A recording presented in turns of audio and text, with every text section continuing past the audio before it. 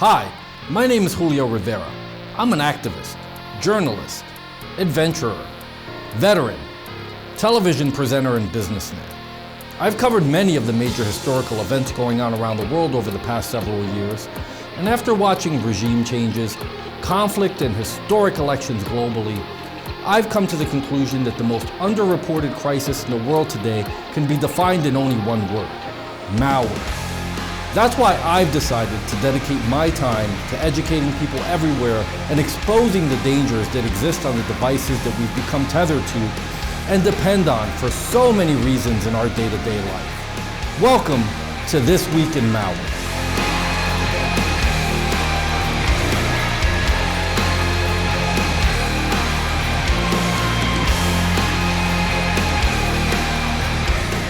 On This Week in Malware, we'll be covering EvilQuest, a ransomware targeting Mac users through macOS pirated apps. Hackers are increasingly demanding their ransom in the form of cryptocurrency. We'll tell you about the fastest growing threats seeking these untraceable payments. And the Android malware FakeSpy is back and more dangerous than ever.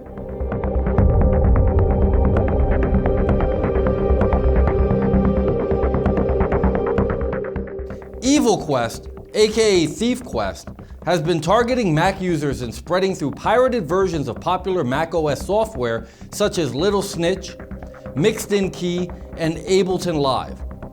Little Snitch is a trustworthy and highly useful software that tells Mac users when other installed software is trying to make stealthy network connections that could put security at risk. Little Snitch is not a free program, so the hackers behind EvilQuest are preying on individuals looking to avoid paying the $45 for the benefits of the software. The infected pirated app includes a patch that purports to convert the free trial of Little Snitch into a full paid version. The patch instead infects the Mac and opens up communications to the command and control servers. EvilQuest acts like typical ransomware in that it encrypts documents, images, and videos. It can also act as a keylogger in addition to attacking cryptocurrency wallets. What else can EvilQuest do? Another feature of EvilQuest is to display a text-to-speech prompt which will read the ransom note aloud to victims via macOS voice capabilities. The ransomware is also capable of in-memory code execution, anti-analysis, and persistence, according to malware researchers. Part of its anti-analysis measures includes the function is_debugging and is_virtual_mchn. These features can thwart debugging efforts and decipher whether it is being run inside a virtual machine to stifle any efforts from malware researchers that may be attempting to analyze it. How to survive a malware infection. There's still no method to get rid of most malware after it has encrypted files without formatting the entire disk, so users should always have an updated backup of everything. The best way to avoid suffering the consequences of ransomware is to maintain a current set of backups and keep several backup copies of all important data.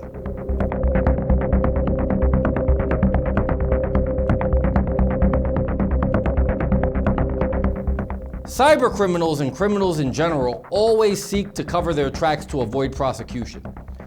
With that in mind, many hackers have turned to the difficult-to-track world of cryptocurrency in demanding ransom payments. There has been a rise over the past couple of years of ransomware strains that ask exclusively for cryptocurrency. Here are 4 of the fastest growing infections. Doppelpaymer ransomware. Doppelpaymer ransomware is created to encrypt the files of its victim, blocking them from accessing files and subsequently encouraging the victim to pay a ransom in Bitcoin to decrypt the files. It is the preferred infection of the e-crime group Indrik Spider. Doppelpaymer ransomware is an evolved form of bitpaymer ransomware. It has been known to be deployed against government entities, as the ransomware was used in an attack against the city of Torrance in California, where more than 200 gigabytes of data was stolen, and the attackers demanded 100 Bitcoin in ransom. Doppelpaymer ransomware was also used in an attack against Alabama's State Information Technology System. The hackers threaten to publish the citizens' private data online unless they are paid $300,000 in Bitcoin. REVIL ransomware. The REVIL cybercriminal group operates as a ransomware as a service outfit and creates malware strains that it sells to other hacking groups. A report from security firm KPN reveals that REVIL malware has infected more than 150,000 computers around the world. Recently, the REVIL ransomware gang initiated an auction to sell off stolen information from companies unable to pay the ransom demand, with prices starting at $50,000 payable in Monero cryptocurrency. As a result of privacy concern, the REVIL gang switched from demanding payment in Bitcoin to Monero, a privacy-centric cryptocurrency. As one of the most prolific ransomware operators, the REVIL gang is primarily targeting corporations, encrypting their data and asking for exorbitant fees, which average about $260,000. RYUK ransomware. RYUK ransomware has resurfaced as a result of the ongoing coronavirus pandemic and is targeting hospitals. On March 20th of 2020, a spokesman for a British-based IT security firm confirmed that despite the global COVID-19 outbreak, RYUK ransomware is being used to target hospitals. Like most hacking events, RYUK malware is distributed via spam email or geo-based download functions. RYUK ransomware is a variant of Hermes ransomware, which is linked to the Swift attack from October of 2017. It is believed that the attackers who have been using RYUK since August of 2019 have pulled in over 700 Bitcoin across 52 transactions. Dridex malware. According to cybersecurity firm Checkpoint, Dridex malware entered the top 10 list of malware for the first time in March of 2020, after an appearance way back in 2011. The malware, which is also known as Bugat and Kridex, specializes in stealing bank credentials using a system of macros on Microsoft Word. New variants of the malware go beyond Microsoft Word and now target the entire Windows platform. Researchers have noted that the malware can be lucrative for criminals thanks to its sophistication and is now being deployed as a ransomware downloader. Although last year saw the takedown of a botnet linked to Dridex, researchers believe that such successes are often short-lived, as other criminal outfits pick up the malicious code and use it in other attacks. Due to the ongoing global pandemic and people having to work from home, the use of malware such as Dridex, which is easily executed through email spear phishing attacks, has escalated.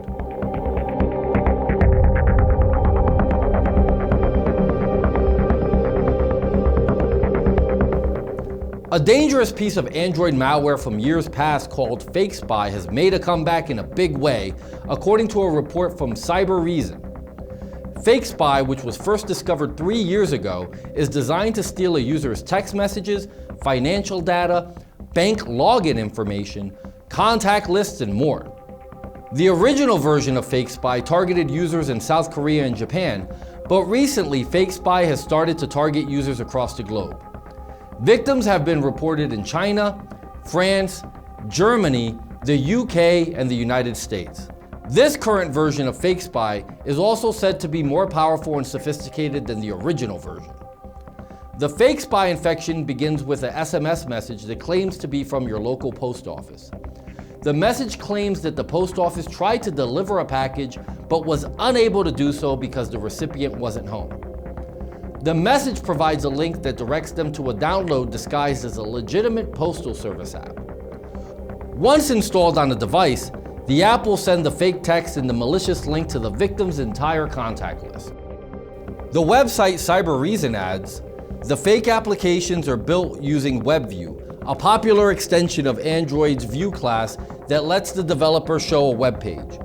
FakeSpy uses this view to redirect users to the original post office carrier web page on a launch of the application, continuing the deception.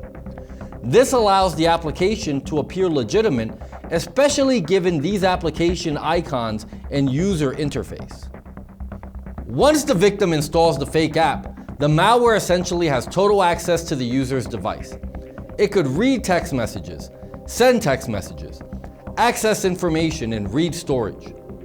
Beyond that, the app is focused on looking for any banking or cryptocurrency related data to steal login information. Cybereason concludes, the malware's authors seem to be putting a lot of effort into improving this malware, bundling it with numerous new upgrades that make it more sophisticated, evasive, and well-equipped. These improvements render FakeSpy one of the most powerful information stealers on the market. We anticipate this malware to continue to evolve with additional new features. The only question now is when we will see the next wave. As always, Android users should remain vigilant and avoid answering or opening any text messages coming from unfamiliar contacts. You know, as I think about the dangers that exist online, not unlike the subjects we learned about in this video, I know I feel a lot better having an anti-malware program like SpyHunter installed in my PC, providing me the protection I need against malware, and I think you should too. SpyHunter 5's strongest features are found in its malware repair capabilities. SpyHunter 5's remediation algorithms dive deep into your system to remove and address complex malware issues affecting PCs today.